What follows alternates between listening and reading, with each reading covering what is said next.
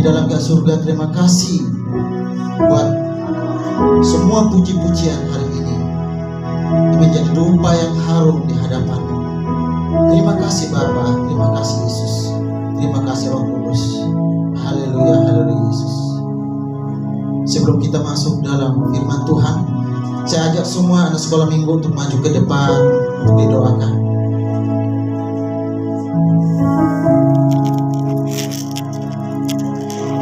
Bapak Ibu tetap dalam hadirat Tuhan.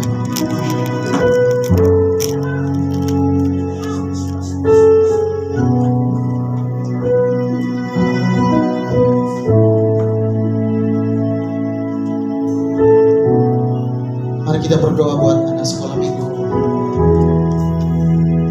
Tuhan Yesus berfirman, jangan halang-halangi anak-anak yang datang kepadaku, sebab mereka lah yang punya kerajaan surga. Bapa di dalam surga, hari ini kami berdoa buat anak-anak kami, anak-anak Tuhan. Kami yakin dan percaya hari ini Engkau urapi semuanya anak-anak hari ini. Engkau jadikan mereka anak-anak yang pintar, yang hebat, yang diurapi Tuhan, punya masa depan yang dipersiapkan oleh Tuhan. Kami yakin dan percaya hari ini. Urapi anak-anakmu hari ini. Jangan anggap remeh anak-anak yang masih kecil, sebab malaikat mereka yang di surga, mereka tetap memandangnya. Mereka punya anak-anak hari ini, mereka punya malaikat di surga. Jangan anggap rendah anak-anak kecil, sebab mereka punya malaikat dari surga yang selalu melindungi, menaungi mereka. Bapa terima kasih, biarkanlah anak-anak ini menjadi generasi untuk gereja ini, penerus untuk gereja ini. Di dalam nama Yesus kami berdoa buat anak-anakmu hari ini. Kami serahkan ke dalam tangan kasih-Mu. Mari kita percaya, kita katakan sama-sama, amin. Saya persilakan.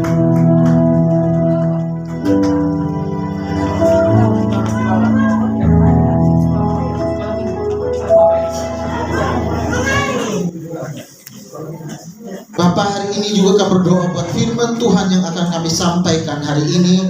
Kiranya firman-Mu hari ini menjadi dupa yang harum di hadapan-Mu, dan urapi hamba-Mu yang akan menyampaikannya.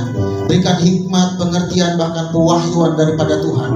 Urapi umat-Mu, jemaat-Mu hari ini. Melalui firman-Mu mereka diubahkan, melalui hati pikiran mereka, mereka menjadi orang-orang yang hebat, yang diberkati Tuhan melalui firman Tuhan hari ini. Di dalam nama Yesus kami sambut firman-Mu. Mari kita percaya, kita katakan sama-sama, amin. Shalom Bapak Ibu.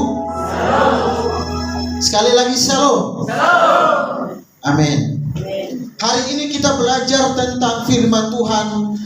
Khotbah kita hari ini bertema mengenal tipe-tipe orang Kristen. Wah, kalau kita berbicara tentang tipe-tipe orang Kristen, banyak tipe sebetulnya. Tetapi di dalam firman Tuhan hari ini mengajak kita berbicara tentang 4 hal tipe-tipe orang Kristen, tipe-tipe orang percaya. Biasanya Bapak Ibu kalau kita pergi ke mall, ke pasar, ya mau beli barang begitu ya, mereknya apa begitu? Karena merek itu dilihat apa?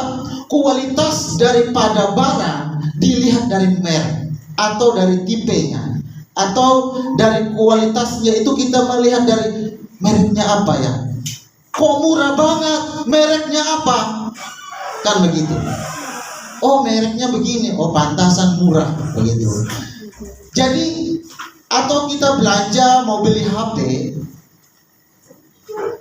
kalau murah berarti mereknya atau kualitasnya.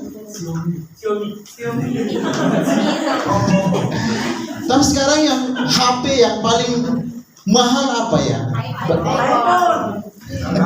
Karena saya nggak pernah beli HP, jadi saya nggak tahu Bapak Ibu.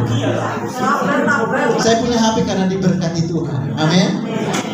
Hari ini kita belajar. Biasanya kalau pergi ke pasar begitu mau beli baju, dilihat dari merek, dilihat dari kualitasnya, kekuatannya, kemampuannya, dilihat.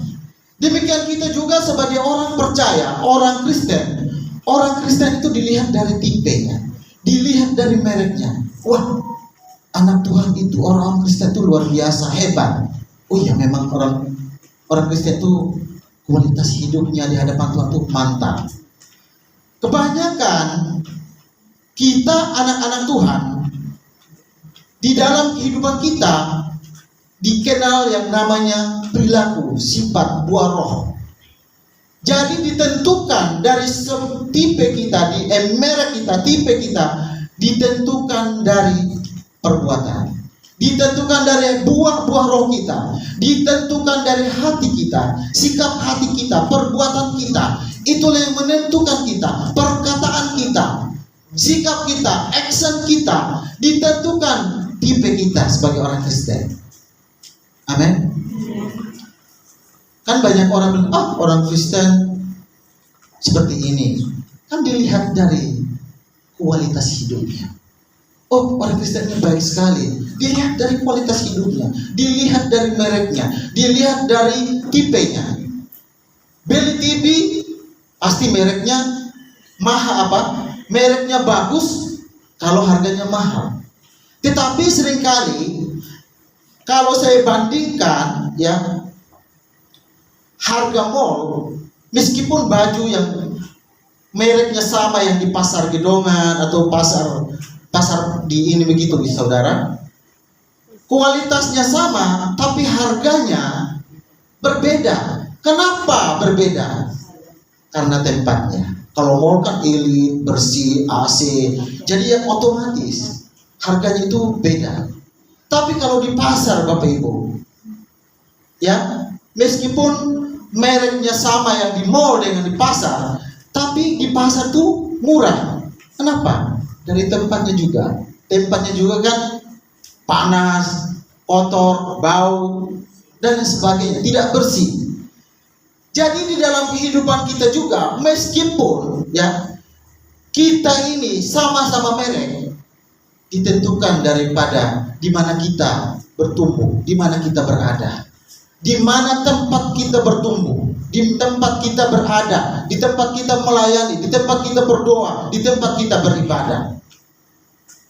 Contoh ini bukan saya meremehkan dengan gereja-gereja lain, gerejanya mall, gerejanya elit dan lain sebagainya, tapi tidak sebanding dengan orang-orang yang beribadah di gereja-gereja yang gubuk. Seperti kalau kita di luar-luar pulau, itu masih banyak gereja yang masih di bawah standar bagus. Ada yang atapnya pakai alang-alang, ada yang atapnya pakai daun kelapa dan sebagainya. Tetapi secara pertumbuhan rohani itu pasti sama. Dilihat dari kualitas hidup kita. Jadi Bapak Ibu, hari ini kita belajar dari 4 hal bagaimana kita mengenal tipe-tipe orang Kristen, merek orang Kristen. Mari kita buka Alkitab kita. Matius pasal 13 ayat 1 sampai 9. Matius pasal 13 ayat 1 sampai 9. Demikian firman Tuhan. Saya akan membacakan untuk kita semua. Perumpamaan tentang seorang penabur. Pada waktu itu keluarlah Yesus dari rumah itu dan duduk di tepi danau. Maka datanglah orang banyak berbondong-bondong lalu mengerumuni dia, sehingga ia naik ke perahu dan duduk di situ. Sehingga ia naik ke perahu dan duduk di situ, sedangkan orang banyak semuanya berdiri di pantai. Dan ia mengucapkan banyak hal dalam perumpamaan kepada mereka. Katanya, adalah seorang penabur keluar untuk menabur. Pada waktu ia menabur, sebagian benih itu jatuh di pinggir jalan. Lalu datanglah burung dan memakannya sampai habis.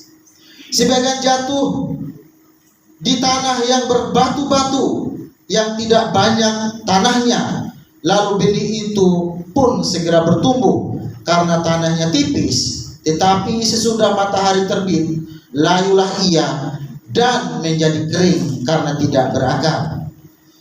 Sebagian lagi jatuh di tengah semak duri, lalu makin besarlah semak itu dan menghempitnya sampai mati. Dan sebagian jatuh di tanah yang baik, lalu berbuah, ada yang 100 kali lipat, ada yang 60 kali lipat, ada yang 30 kali lipat. Siapa bertelinga, hendaklah ia mendengar. Demikian firman Tuhan. Bapak Ibu yang dikasihi dalam Tuhan, hari ini kita berbicara tentang mengenal tipe-tipe orang Kristen. Kalau kita melihat dalam pembacaan hari ini, di mana Yesus memberikan sebuah perumpamaan kepada orang-orang yang mengikuti pada waktu itu. Dia memberikan sebuah perumpamaan mengenai seorang petani atau seorang penabur yang menyebarkan benih kepada suatu tempat, yaitu benih yang jatuh di pinggir jalan, dihabis makan oleh burung, juga benih yang jatuh di atas batu, dia sempat bertumbuh, lalu matahari terbit sampai dia mati. Lalu kemudian dia sebarkan lagi benih di tempat yang semak-semak, ya, yang banyak rumputnya, yang banyak semaknya, tapi tidak sampai begitu bertumbuh dengan baik karena terhimpit oleh rumput-rumput tadi itu. Juga ada yang disebarkan benih itu ke tanah yang subur, ke tanah yang baik. Tanah berbicara tentang hati bagi setiap orang percaya. Tanah, kalau tanahnya bagus, tanahnya subur, pasti benih itu jatuh dan subur dan berbuah dengan baik. Biasanya kalau kita petani, Bapak Ibu, ya, semuanya pasti kita berasal dari kampung, ya, dari desa. Kalau bertani, karena itu juga pengalaman saya bersama keluarga. Kalau bertani, Bapak Ibu, sawahnya itu kalau ditanam padi, kalau lagi tanahnya gak subur, itu hasilnya gak ada, Bapak Ibu. Atau padinya itu gak dibersihkan, dia tinggal di dalam rumput-rumput, juga hasilnya gak ada. Atau tanahnya juga tipis, banyak batu-batunya, juga hasilnya gak ada. Kalau tidak disirami air atau kalau tidak dialiri air, padi itu pasti mati. Atau padi itu kalau di sembarangan ditaruh, itu pasti dihabisi dengan binatang atau hewan. Bapak Ibu, saudara sekalian, kalau kita melihat di sini, tanah itu berbicara hati kita. Benih itu berbicara tentang firman Tuhan. Hari ini kita berada di posisi mana? Hati kita, pikiran kita, apakah sedang dihimpit oleh semak duri? Atau hati kita keras seperti batu, sehingga firman Tuhan itu yang ditabur setiap hari Minggu, atau bahkan kita baca firman Tuhan tiap hari, tiap malam, tidak begitu berakar di dalam hati kita. Karena apa? Karena banyak hal di dalam hati kita itu yang membuat firman Tuhan itu tidak bertumbuh. Kenapa banyak orang tidak bisa bertumbuh di dalam hidupnya? Kerohanian itu tidak begitu bertumbuh. Hatinya itu yang menentukan semuanya, Bapak Ibu. Ya, kalau hati tidak menerima firman Tuhan, hati kita masih keras seperti batu, kepahitan, sakit hati, itu firman masuk dalam hati kita itu tidak pasti menolak, tidak akan nyaman dengan hidup kita. Nah, kalau kita melihat tadi di sini, ketika Yesus memberikan perumpamaan kepada murid-muridnya dan juga kepada orang banyak pada waktu itu, juga murid-murid bertanya pada waktu, Yesus atau guru, maksudnya apa perumpamaan ini? Kami tidak mengerti. Sehingga dari ayat 18 sampai 23 Yesus menjelaskan. Ya, saya akan membacakannya di ayat 18 sampai 23. Lihatlah, Karena itu dengarlah arti perumpamaan penabur itu. Kepada setiap orang yang menabur firman tentang kerajaan surga, tetapi tidak mengertinya, datanglah si jahat dan merampas yang ditaburkan dalam hati orang itu. Itulah benih yang ditaburkan di pinggir jalan. Benih yang ditabur di tanah yang berbatu-batu ialah orang yang mendengar firman Tuhan, firman itu, dan segera menerimanya dengan gembira. Tetapi ia tidak berakar dan tahan sebentar saja. Apabila datang firman itu, apabila datang penindasan atau penganiayaan karena firman itu, orang itu pun segera murtad. Yang ditaburkan di tengah semak duri ialah orang yang mendengarkan firman itu, lalu kekhawatiran dunia ini dan tipu daya kekayaan menghempit firman itu sehingga tidak berbuah. Yang ditaburkan di tanah yang baik ialah orang yang mendengar firman itu dan mengerti, dan karena itu ia berbuah, ada yang 100 kali lipat, ada yang 60 kali lipat, ada yang 30 kali lipat. Demikian firman Tuhan. Jadi murid-murid bertanya kepada Yesus, "Guru, maksud perumpamaan ini apa?" Sehingga Yesus menjelaskan mulai dari ayat 18 sampai 23 di situ. Sehingga kemudian mereka mulai mengerti perumpamaan itu. Bapak, Ibu, saudara-saudari yang terkasih dalam Kristus, hari ini kita berbicara mengenai tipe orang Kristen ditentukan dari hati. Di mana setiap orang menerima firman, mendengar firman Tuhan. Ketika dia mendengar, apakah dia menerima di hatinya? Apakah dia hatinya itu sedang terhimpit dengan berbagai macam hal-hal dunia? Atau hatinya sedang subur, sedang bebas dari berbagai kekhawatiran, sehingga firman itu boleh bertumbuh dengan baik di dalam hidupnya. Orang bertumbuh di dalam kerohaniannya, bertumbuh di dalam Tuhan, itu ditentukan dari hatinya. Semua yang menentukan hati kita, Bapak Ibu, yang memutuskan hati kita, tidak ada yang lain. Ketika kita melihat, mendengar, yang membuat tindakan dalam pikiran adalah otak kita. Yang menentukan adalah hati kita. Ketika kita melihat sesuatu, contoh ini saya lihat laptop, lihat laptop, tapi tidak ada orang di sekitar saya. Ketika saya melihat,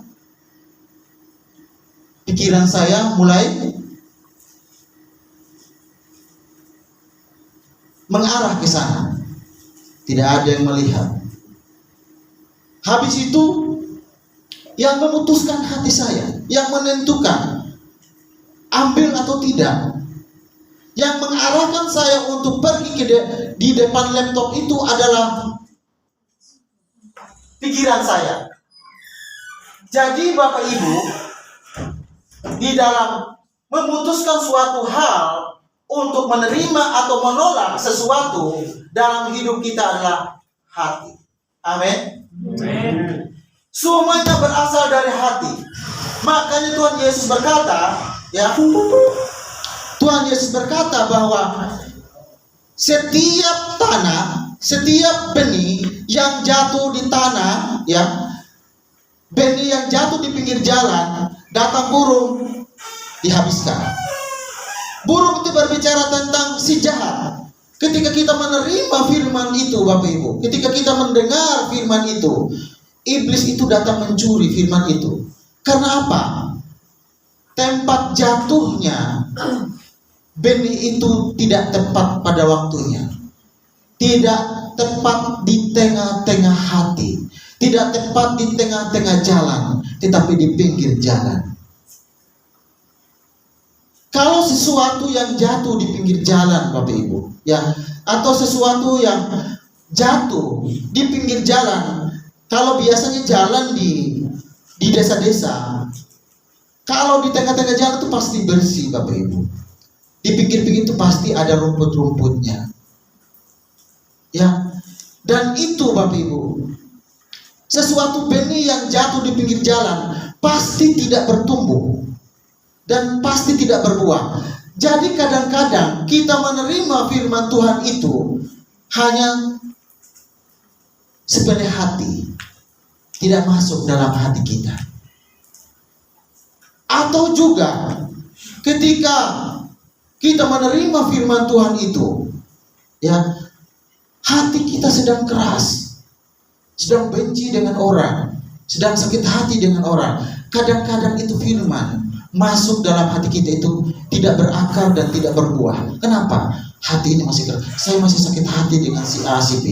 Saya masih kepahitan dengan si A, si B.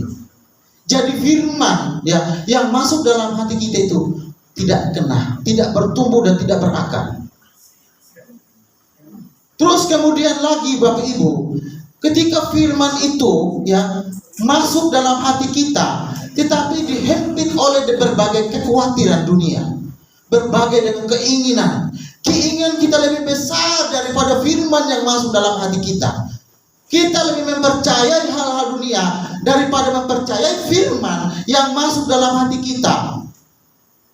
Oleh karena itu, firman yang kita sudah terima dalam hati kita dihempit oleh berbagai keinginan dunia, sehingga juga tidak berbuah. Tetapi firman yang masuk dalam hati kita dengan tidak memikirkan sesuatu yang membuat tidak sakit hati, tidak terhempit dengan hal dunia, firman itu pasti bertumbuh dalam hidup kita. Beda orang, saudara, beda orang Kristen yang setiap hari dia mendengar firman Tuhan dan firman itu bertumbuh dalam hatinya, dalam pikirannya, dalam hidupnya. Itu kehidupannya berbeda. Dan itu merek yang bagus. Itu merek tipe barang yang bagus kalau kita nilai dari barang. Jadi Bapak Ibu, ada 4 tipe. Bagaimana ada 4 tipe hari ini orang Kristen, ya. Yang pertama adalah orang Kristen yang sudah diinjili tapi tidak, ya, yang tidak mengerti maksud firman Tuhan itu. Jadi orang Kristen yang sudah diinjili tetapi tidak paham atau tidak mengerti apa maksudnya firman Tuhan. Kita baca di ayat 4. Pada waktu ia menabur, sebagian benih itu jatuh di pinggir jalan, lalu datanglah burung dan memakannya sampai habis. Jadi poin pertama, tipe pertama orang Kristen adalah orang Kristen yang sudah diinjili tetapi tidak paham tentang firman Tuhan. Kita injili, kita memberitahu tentang keselamatan, tapi orang ini tidak mengerti tentang keselamatan. Sehingga orang tipe seperti itu adalah termasuk dalam golongan belum termasuk anak Tuhan. Kenapa? Karena anak-anak Tuhan pasti mengerti firman Tuhan. Amin. Orang yang mengerti Tuhan pasti kamu. Orang yang mengerti firman Tuhan pasti kamu orang Kristen. Pasti kamu orang percaya. Pasti kamu anak Tuhan. Karena apa? Orang percaya atau anak Tuhan, tapi kalau tidak mengerti firman Tuhan, itu bukan anak Tuhan. Karena anak Tuhan itu pasti mengerti firman Tuhan. Amin. Itu tipe pertama. Jadi kebanyakan, ya, hampir, ya, 50%, bahkan 75% orang Kristen ditanya tentang firman Tuhan bingung. Apalagi tentang kelahiran Yesus, apalagi tentang ini. Karena apa? Orang Kristen itu jarang baca Alkitab, Bapak Ibu. Ya bukan berarti kita baca Alkitab di jalan, bawa ini. Karena sekarang canggih-canggihnya ada Alkitab di HP. Kita bacalah firman Tuhan. Satu hari itu belajar dulu 1 ayat, 2 ayat, sampai kepada 1 pasal. Itu kita harus belajar. Karena anak Tuhan, Bapak Ibu, harus mengerti firman Tuhan, harus mengerti tentang keselamatan itu. Kalau kita ditanya tentang keselamatan, bingung. Kenapa? Karena tidak mengerti. Kalau orang tidak mengerti tentang firman Tuhan, itu belum termasuk golongan anak Tuhan. Kenapa? Tidak mengerti, tidak paham. Karena orang yang paham firman Tuhan adalah orang anak Tuhan, yang percaya, yang selalu belajar tentang firman Tuhan. Karena hatinya, kenapa banyak orang tidak belajar firman Tuhan? Kenapa banyak orang tidak banyak belajar buku-buku rohani? Karena hatinya itu loh. Firman itu dia menyampingkan di pinggir jalan. Karena dianggap sepele firman Tuhan, dia taruh di pinggir hatinya. Kemudian datang iblis, dia mencuri firman itu. Sehingga tidak ada niat untuk belajar firman Tuhan, tidak ada niat untuk belajar baca-baca buku rohani, artikel-artikel rohani. Itu dipertanyakan kehidupannya. Dan itu saya berkata, itu bukan anak Tuhan. Jadi kalau kita mau menjadi anak Tuhan, Bapak Ibu hari ini, mulailah pelan-pelan baca firman Tuhan. Banyak orang firman Tuhan dalam hatinya itu diganti dengan perkataan-perkataan yang lain, menyimpan sesuatu di dalam hatinya. Jadi firman itu yang seharusnya masuk di tengah-tengah hatinya, akhirnya firman itu dipinggirkan. Firman itu nanti aja. Dalam hati saya itu pacar saya, biasanya gitu. Harim saya, biasanya gitu. Kenapa? Kalau orang pacaran lebih hafal sifat pacarnya, makanya minumnya tahu semua. Karena apa? Di tengah-tengah hatinya itu ada dia. Pasti itu. Oh, dia tidak minum jus tomat, tapi minumnya jus apel. Minumnya tahu kalau pacarnya. Kenapa? Tiap hari itu pacarnya ada di tengah-tengah hatinya. Coba firman Tuhan tiap hari ada di tengah-tengah hati kita. Pasti mengerti firman Tuhan. Pasti hafal ayat-ayat firman Tuhan. Pasti mengerti tentang kerohanian. Pasti mengerti tentang keselamatan. Kita tidak perlu bertanya lagi tentang perumpamaan seperti murid-murid Yesus. Guru, kami tidak mengerti. Mungkin murid-murid waktu itu juga di tengah-tengah hati mereka sedang berada sesuatu dalam hati mereka, sehingga tidak mengerti, sehingga mereka perlu bertanya kepada Tuhan. Untung kita bertanya, ada niat untuk kita mengerti firman Tuhan. Tapi kalau kita bertanya karena tidak ada niat memang untuk mengerti firman Tuhan, itu yang berbahaya. Itulah tipe orang Kristen yang pertama. Jadi pertanyaannya Bapak Ibu, apakah hari ini ada tipe di pertama atau tipe kedua, ketiga atau keempat? Kita lanjut di tipe kedua. Orang yang diinjili menerima dan sudah menjadi anak Tuhan, tetapi ia tidak memelihara imannya. Pernah berdoa, pernah melayani, rajin beribadah, pernah rajin membaca Alkitab, tetapi setelah itu tidak pernah lagi. Ia tidak memelihara imannya karena mereka mengalami kesulitan, mereka meninggalkan Tuhan. Ini tipe orang Kristen yang kedua. Pernah melayani, yang kita baca di ayat 5-6. Atau tidakkah, ayat pasal 12 lagi yang saya baca ini karena angin. Sebagian jatuh di tanah yang berbatu-batu, yang tidak banyak tanahnya, lalu benih itu pun segera tumbuh karena tanahnya tipis, Tetapi sesudah matahari terbit, layulah ia dan menjadi kering karena tidak berakar. Orang Kristen, ya, orang diinjili menerima dan sesudah menjadi anak Tuhan, tetapi tidak memelihara imannya, tidak menjaga imannya kepada Tuhan. Sempat dia melayani, sempat dia pimpin pujian, sempat dia berkhotbah, sempat dia menjemput jemaat, sempat dia memberikan perpuluhan. Ya kan? Kan orang Kristen sudah menerima Tuhan, sudah menjadi anak Tuhan. Tetapi karena tidak memelihara imannya, karena berbagai di dalam hidupnya, di dalam hatinya itu, ya, tanah hatinya itu tipis. Tetapi dia lebih kuat atau lebih besar batu hatinya. Ya, kalau hati itu keras, ya, tanah di dalam hati kita itu sedikit.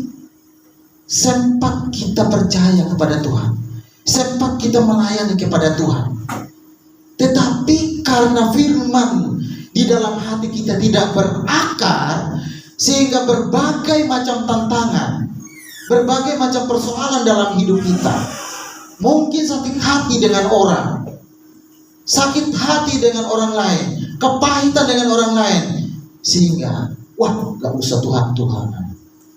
Banyak teman saya yang saya temukan dulu sempat melayani, doa mengusir setan. Dulu saya pernah punya teman saudara, waktu saya melayani di GBIS. Waktu itu kami punya tim untuk doa pengusiran setan, okultisme, dan waktu itu kami dipanggil untuk doakan orang itu. Nah, waktu itu teman saya itu telat datang. Pas kami berdoa, Bapak Ibu, orang itu yang kerasukan setan, dia kami tanya namanya, namamu siapa? Mikael gitu. Tiba-tiba teman saya itu yang telat, dalam nama Yesus, orangnya itu tadi yang kesurupan, hei jangan doakan saya, kita tadi malam sama-sama nonton film porno. Hati-hati, ya. Kalau doakan orang yang kesurupan, persiapkan dulu dirimu. Nanti dia bongkar rahasiamu, iblis itu. Akhirnya teman saya itu langsung keluar pergi. Sampai hari ini tidak pernah ke gereja. Akhirnya jadi apa? Murtad, Bapak Ibu. Kepahitan sama Tuhan. Kok iblis tahu ya begitu? Ya memang tahu juga iblis. Karena pada saat kamu nonton, dia juga ada di sampingmu. Hati-hati. Jadi apalagi dengan canggih-canggih sekarang, meskipun kita tidak punya niat buka, Bapak, tiba-tiba muncul. Kan begitu. Biasanya gitu. Apalagi di TikTok, di YouTube sekarang banyak. Atau tiba-tiba ada iklan yang vulgar. Kadang begitu. Tiba-tiba kita nonton khotbah, atau saya suka nonton khotbahnya Pak Bambang Nursena, karena saya suka tentang sejarah dan dia memahami semua sejarah tentang gereja. Itu saya suka. Tapi kadang-kadang tiba-tiba ada iklan muncul seperti itu, Bapak Ibu. Itu bagaimana tanggapan kita dalam hati pikiran kita. Jadi Bapak Ibu, sempat melayani, sempat berdoa, tetapi kalau sesuatu di dalam hatinya itu belum beres, itu bisa-bisa orang Kristen jadi murtad. Kenapa banyak orang anak-anak Tuhan itu mengundurkan diri atau tidak rajin beribadah? Ya, lebih gini, hari Minggu itu mall lebih full moralnya daripada gereja di akhir-akhir ini. Daripada gereja, saya pergi ke mall. Kebanyakan orang-orang seperti itu yang hatinya sedang keras, Bapak Ibu. Sempat melayani, tapi dia kecewa sama Tuhan. Dia kecewa sama orang lain, kecewa sama mungkin pendetanya. Makanya Bapak Ibu, kalau kita lihat orangnya, itu yang berbahaya dalam hidup kita. Kita pandang Yesus. Semua manusia, entah itu pendeta pun, tidak ada yang sempurna. Ada sisi-sisi kelemahannya, pasti itu. Jangan bilang pendeta kok, iya pendeta, tapi ada sisi-sisi kelemahannya. Rasul-rasul juga pada waktu itu ada sisi-sisi kelemahan mereka. Tetapi kita mendapatkan anugerah keselamatan karena kasih Tuhan. Makanya Bapak Ibu, kalau datang beribadah, datang ke gereja, jangan lihat gembalanya, jangan lihat manusianya, jangan lihat siapa-siapa di sini. Kamu datang memandang Yesus. Itu hati yang tidak keras, Bapak Ibu. Tapi ketika kamu melihat manusia di antara kita, itu banyak kelemahan kita. Tidak ada yang sempurna di dunia ini. Hanya Yesus yang sempurna. Amin. Tetapi kita melihat kelemahan orang lain, itu menjadi kesempurnaan Tuhan dalam hidup kita. Siapa yang tidak punya kelemahan? Ketika seorang wanita yang dirajam batu, yang kedapatan berbuat zina, Yesus bilang, siapa yang tidak berdosa? Silakan orang pertama yang lempar batu ini. Karena orang-orang Yahudi, orang Farisi waktu itu mungkin keras hati mereka. Tapi tidak ada yang berani, karena tidak ada yang sempurna. Jadi Bapak Ibu, mari jangan simpan firman Tuhan di atas batu. Jangan menabur firman Tuhan itu dalam hati kita yang keras. Lunakan hati kita menjadi tanda yang sungguh. Amin. Sehingga firman itu berlipat-lipat kali ganda dalam hidup kita, sehingga kita kelihatan bertumbuh. Ada yang 100 kali lipat, 60 kali lipat, 30 kali lipat. Pertumbuhan rohanimu semakin dahsyat. Itu yang kedua. Tipe yang ketiga, kita baca di ayat 7.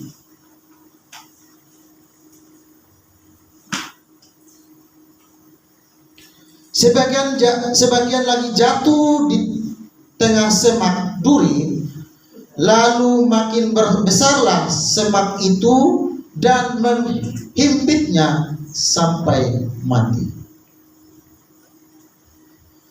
Yang ketiga adalah orang yang menerima Kristus sebagai Tuhan dan Juru Selamat mereka. Iman mereka sempat bertumbuh, tetapi ada semak duri yang ikut bertumbuh. Semak duri berbicara kekhawatiran dunia. Banyak orang yang khawatir tentang masa depannya, ketimbang dia lebih mempercayai firman Tuhan. Ketimbang firman Tuhan itu bertumbuh kembang di dalam hatinya. Kalau firman yang bertumbuh dalam hati kita, tapi kalau kita sama-sama tumbuhkan dengan kekhawatiran masa depan, itu firman tidak akan bisa bertumbuh karena terhimpit oleh kekhawatiran. Yang berikutnya lagi adalah tipu daya kekayaan atau uang. Ya, banyak orang yang di dalam hatinya itu uang. Ya, sering Bapak Gembala kita, uang itu gak usah kita terikat. Ya memang benar. Kalau kita terikat dengan uang Bapak Ibu, firman yang bertumbuh dalam hati kita itu akan terhimpit oleh uang dalam hati kita. Kita pikir uang, di hati uang. Karena Yesus bilang, di mana ada hartamu, di situ hatimu. Kenapa? Yesus bukan berarti melarang untuk kaya. Nanti kita masuk di dalam tipe keempat nanti, ya. Jadi Bapak Ibu, kebanyakan orang karena uang dalam hatinya, jangankan dia kasih berpuluhan, kasih persembahan tiap minggu aja Enggak. Kecuali gak ada, tapi kan ada kasih. Kenapa harus kasih persembahan?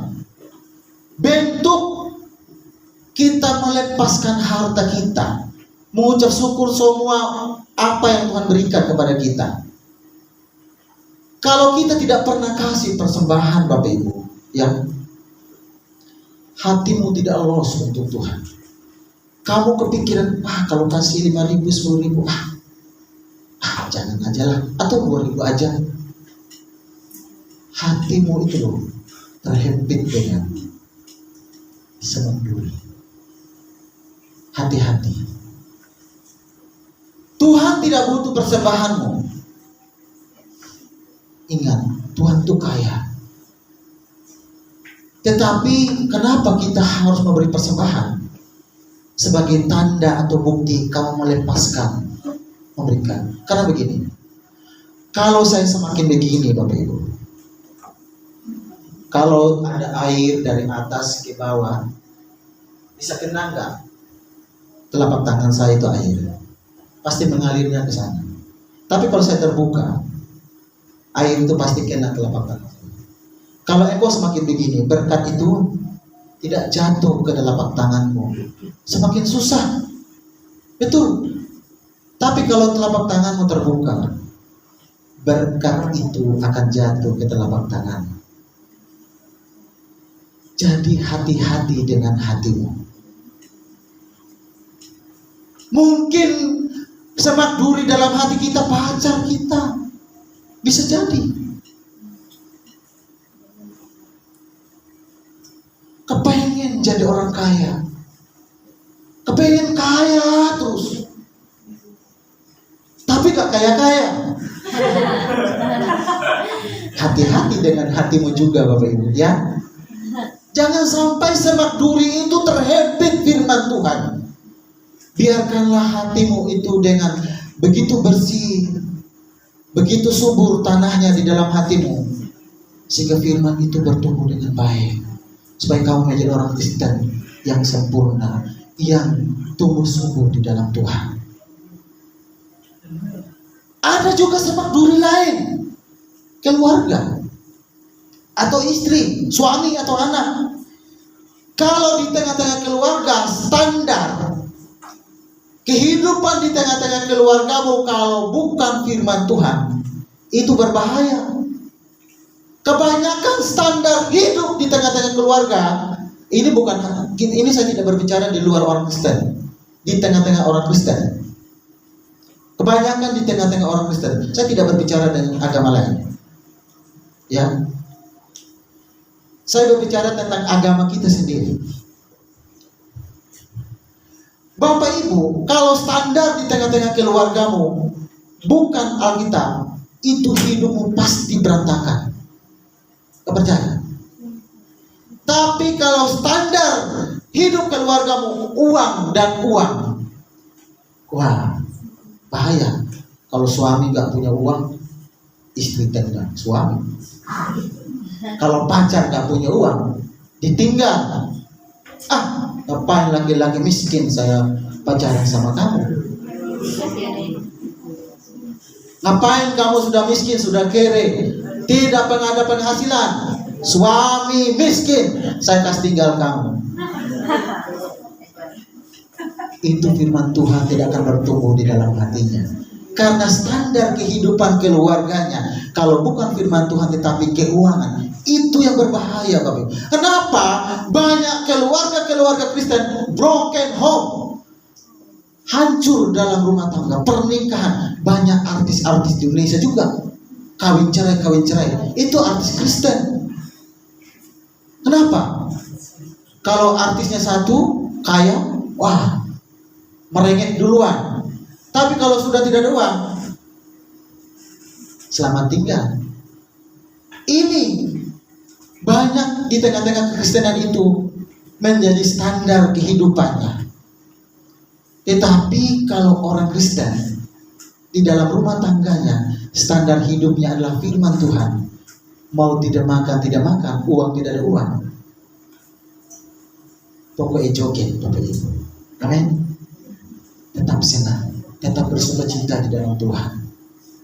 Saya dengan istri saya itu hampir-hampir, tapi kami tetap berdoa. Kami hidup apa adanya, tidak pernah berfoya-foya, tidak pernah memfoya-foya apa, uang nggak ada. Tiap hari makan tahu tempe, tiap hari makan daun bayam. Tapi karena apa? Kami tidak pernah mengeluh dengan kondisi itu, Bapak Ibu. Karena apa? Standar hidup kami belajar untuk firman Tuhan. Standar rumah tangga kami bukan uang, tetapi firman Tuhan. Termasuk Bapak Gembala kita ya. Sering bilang, saya tidak pernah kasih uang saya istri. Kenapa? Ketika saling mencinta itu bukan standar uang, tapi standar firman Tuhan. Amin. Jadi kalau anak-anak muda hari ini, cari pacarmu yang cinta Tuhan, jangan cari pacarmu yang cinta uang. Karena uang itu akan membawa segala kejahatan. Amin. Jadi akan semakin terhimpit. Kebanyakan anak-anak muda kalau pacaran tinggal, itu kan apa? Dipertanyakan. Pasti uang itu. Makanya kalau yang pacaran jangan lihat uangnya pacarmu, lihat hatinya ketika dia percaya sama Tuhan. Jadi standar ya. Ini jadi marilah kita belajar dari firman Tuhan. Jadi tipe yang keempat, ini yang terakhir. Tipe yang keempat kita baca di ayat 8. Aduh, mata saya ini sudah. Dan sebagian jatuh di tanah yang baik, lalu berbuah. Ada yang 100 kali lipat, ada yang 60 kali lipat, ada yang 30 kali lipat. Siapa bertelinga, hendaklah ia mendengar. Orang Kristen yang tidak hanya mendengar firman Tuhan, tetapi juga mengerti, kemudian menyimpan dalam hatinya, dan serta melakukan firman itu. Jadi Bapak Ibu, tipe yang terakhir, tipe yang keempat, ya, adalah orang Kristen yang tidak hanya mendengar firman Tuhan, tetapi juga mengerti, kemudian menyimpan dan melakukannya. Menyimpan dalam hatinya dan melakukannya. Harus ada tindakan.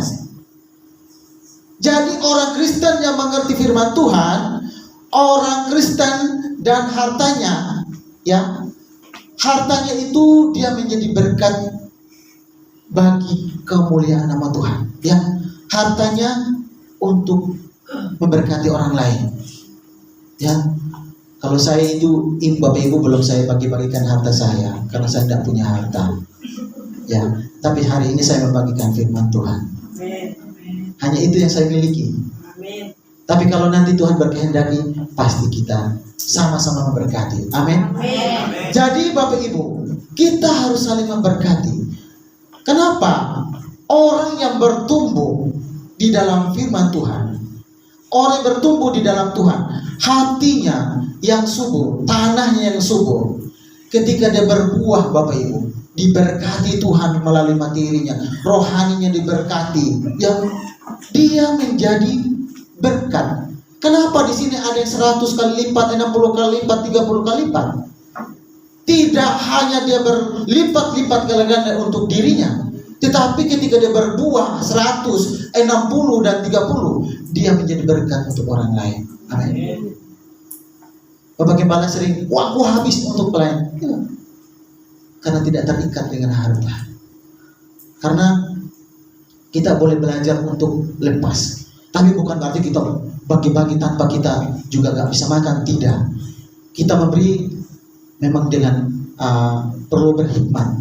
Ya, kita juga jangan sampai kita lagi yang minta-minta, itu yang berbahaya.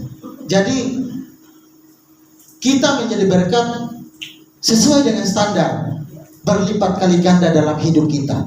Kalau yang 100 kali lipat, pasti dia bisa memberkati banyak orang. Yang 6 kali lipat, ya 50-50, ya loh. Yang 30 kali lipat, dia memberkati dengan hal-hal yang kecil.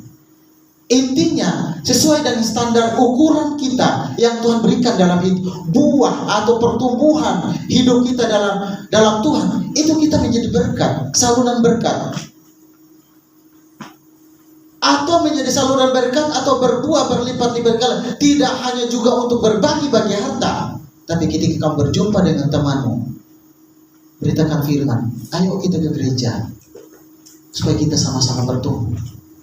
Itu sudah berlipat kali ganda. Jadi hari ini Bapak Ibu, ini kayaknya sudah 2 minggu, 3 minggu ini kita berkurang. Cobalah ya, kita berlipat kali ganda. Firman Tuhan dalam hidup kita praktekkan dan melakukannya.